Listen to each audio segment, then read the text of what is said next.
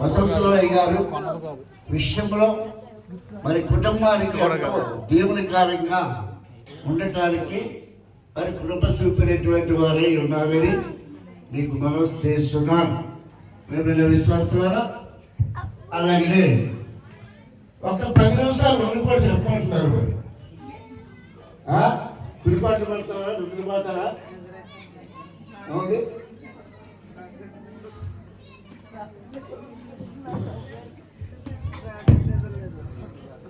Last కుదరలేదు అమ్మగారికి. సరే,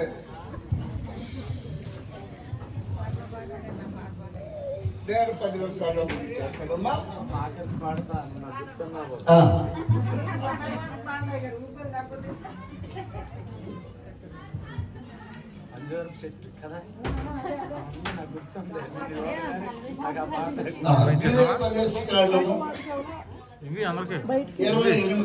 చదువుకుంటాము సార్.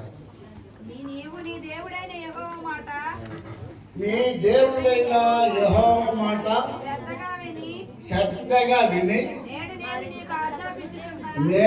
నేను నీకు ఆజ్ఞాపించుతున్నా ఆయన ఆజ్ఞలన్నిటినీ అనుసరించి నడుచుకుని ఉన్న ఎవరా?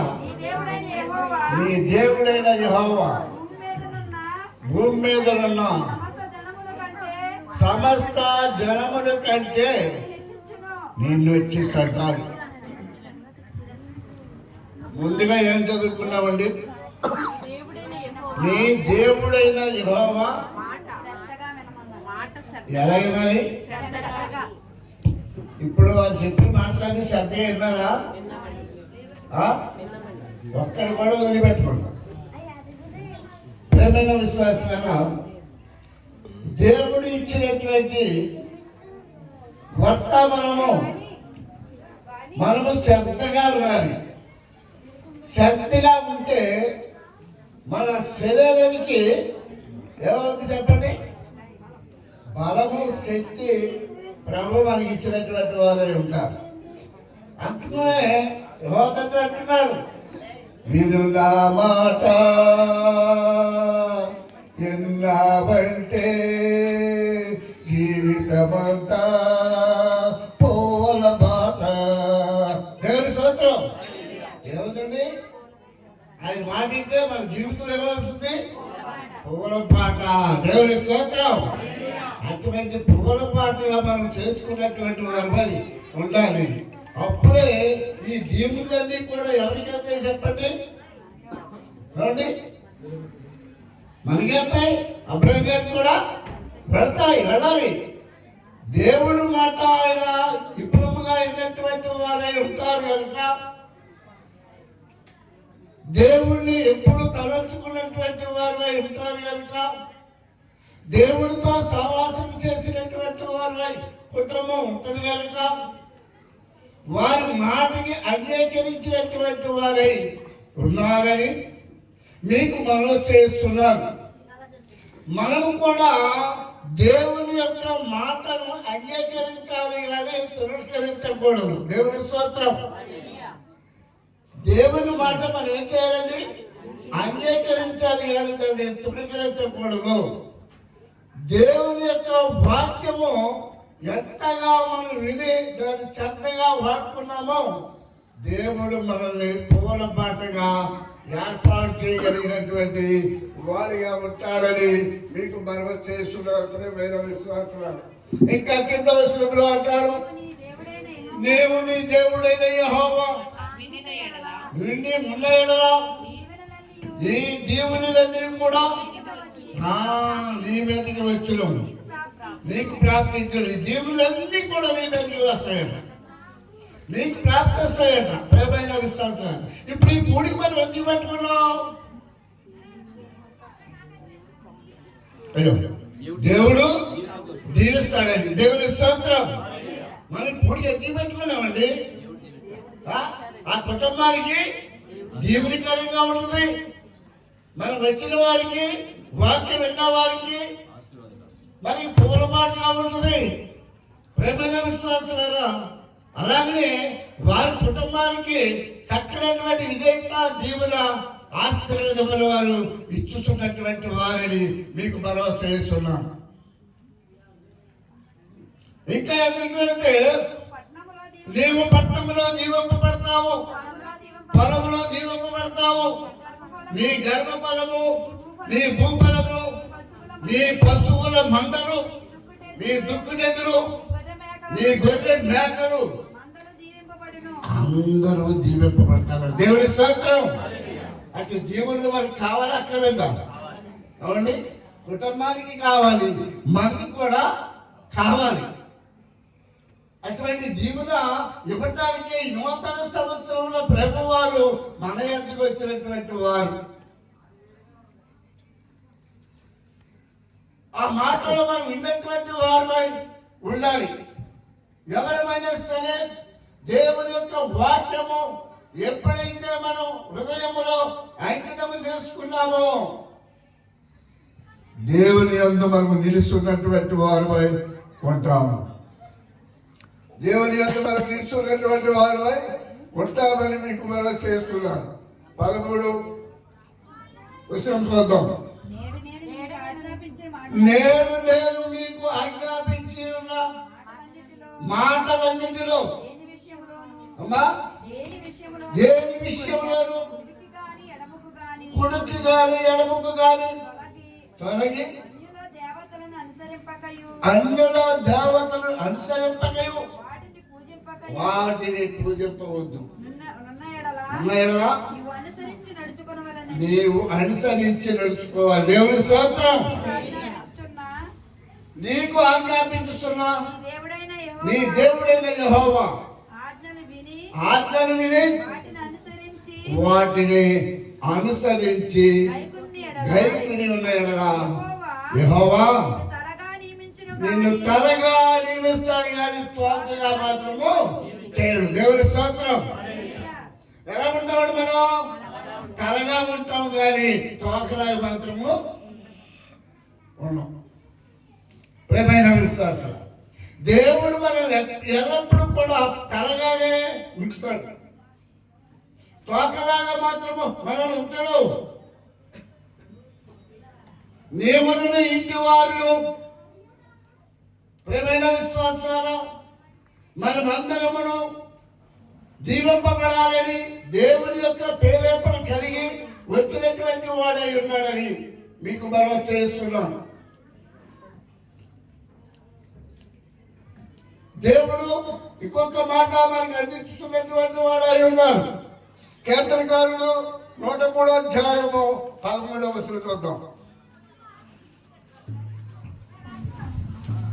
తండ్రి తన కుమారుని ఎడల జాలిపడినట్లు చూడండి, తండ్రి తన కుమారుని ఎడల జాలిపడినట్లు యెహోవా తన యందు భయభక్తులు గలవారి ఎడల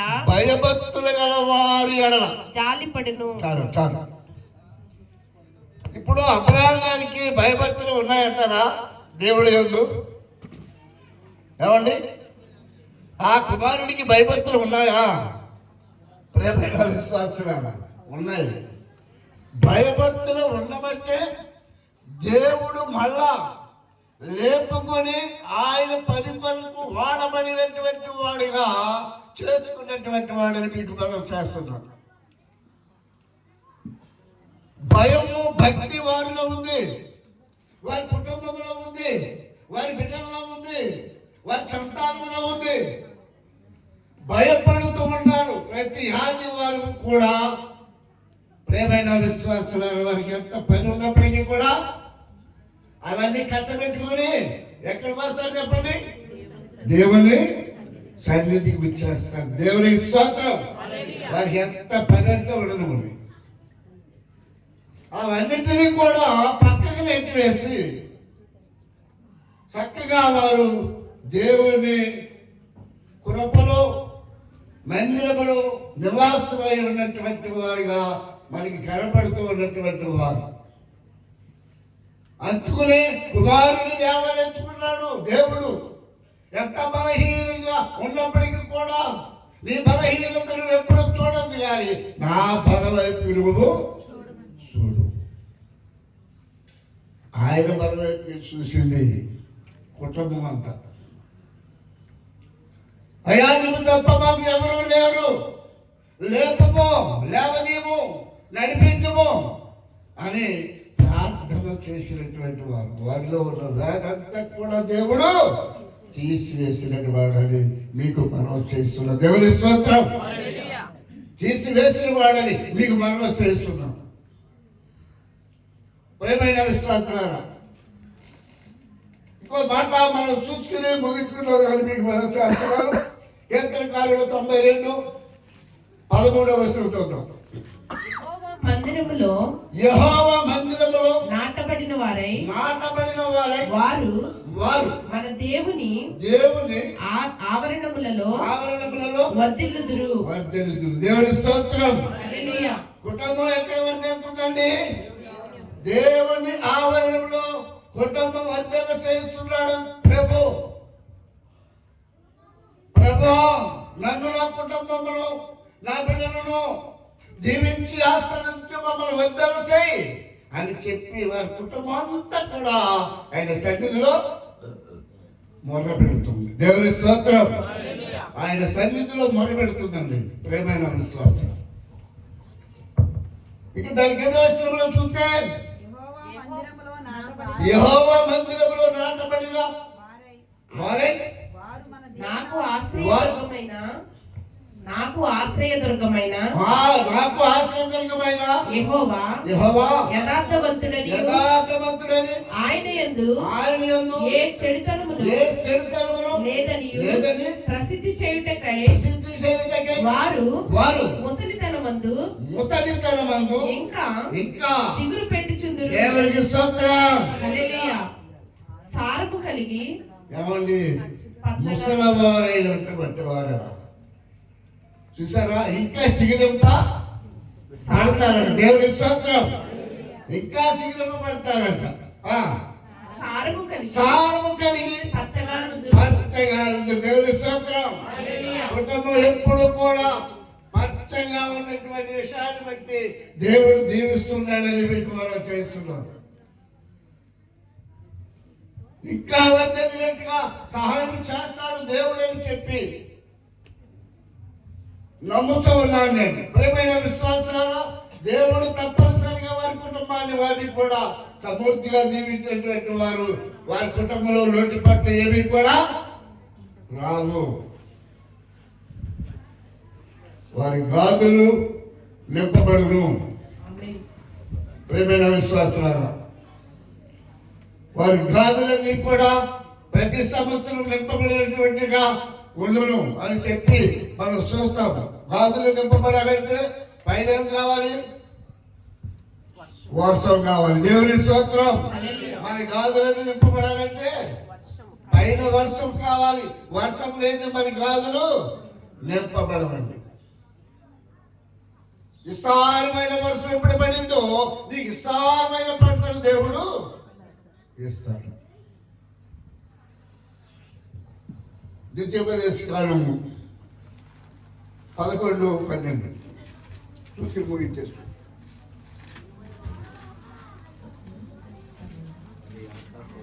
అది ఆకాశ వర్షములు త్రాగును. అది నీ దేవుడైన యెహోవా లక్ష్యపెట్టే దేశము. నీ దేవుడైన యెహోవా కన్నులు సంవత్సరాది సంవత్సరాంతము వరకు ఎల్లప్పుడూ దాని మీద ఉండును. దేవుని స్తోత్రం. హల్లెలూయా. దాని మీదే కాదు, మన మీద కూడా ఉంటాయి. ఈ కుటుంబం మీద కూడా ఉంటుంది. సంవత్సరంలో చెప్పుకొని సంవత్సరం వరకు కూడా ఆయన కనుక శక్తి ఉందంటే మన మీద, మన బిడ్డల మీద, వారి మీద, వారి బిడ్డల మీద ఉంటుందని మీకు మనం చేస్తున్నాం. దేవుడికి పెద్ద వాక్యం జీవించి పరిస్థితులుగా